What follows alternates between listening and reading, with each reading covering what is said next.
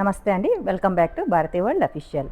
మాకు మహానంది నుంచి మంత్రాలయం చేరుకోవడానికి 3.5 అవర్ పట్టింది. మేము తీసుకున్న కాటేజ్ అయితే నరహర తీర్థ నిలయం. రూమ్స్ అయితే చాలా బాగున్నాయండి. 3 కార్ట్స్ అయితే అవైలబుల్ ఉన్నాయి రూమ్లో అయితే.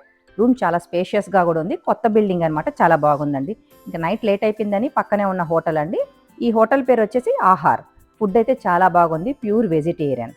మంత్రాలయంకి ఎవరైనా వచ్చిన వాళ్ళు ఆహార్ అండి హోటల్ పేరు అయితే. ఫుడ్ చాలా బాగుందండి, తప్పకుండా విజిట్ చేయండి.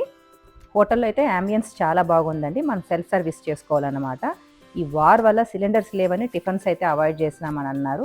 ఇంకా మేము తీసుకునేది అయితే మీల్స్ తీసుకున్నాము. ఏదో చాట్స్ ఏదో తీసుకొని తిన్నామండి. లాంగ్ జర్నీ కదండి, బాగా టైర్డ్ అయిపోయినాము. ఇంకా రూమ్కి వెళ్ళి అయితే మేము రెస్ట్ తీసుకున్నాము. నేను రూమ్లో అయితే వీడియో అయితే ఏం తీయలేకపోయినానండి. సో ఇదేనండి నరహర తీర్థ నిలయం అనమాట. మేము తీసుకున్న కాటేజ్. రూమ్ అయితే చాలా బాగుంది. సో మేము ఇంకా దర్శనానికి అయితే బయలుదేరి వెళ్ళిపోయినామండి. ఇదేనండి మంత్రాలయంలో ఉన్న టెంపుల్, రాఘవేంద్ర స్వామి మఠం అనమాట. చుట్టూ చూడడానికి అయితే చాలా బాగుందండి. ఎండ తీవ్రత కూడా ఎక్కువగానే ఉండదు. మేము మార్నింగ్ 8 గంటలకి వెళ్ళినా కూడా అసలు మా వల్ల కాలేకపోయింది. కొంచెము లోపలికైతే నడుచుకొని వెళ్ళాలి. మంత్రాలయం టెంపుల్ దర్శన్ టికెట్స్, అలాగే హోటల్ ఫుడ్ ఎక్కడ బాగుంటుంది ఏమి అనేదండి నేను ఆల్రెడీ వీడియో చేసి అప్లోడ్ చేసిండాను. నా నేమ్ కింద లింక్ ఇస్తానండి, తప్పకుండా చూసి ఫాలో అవ్వండి.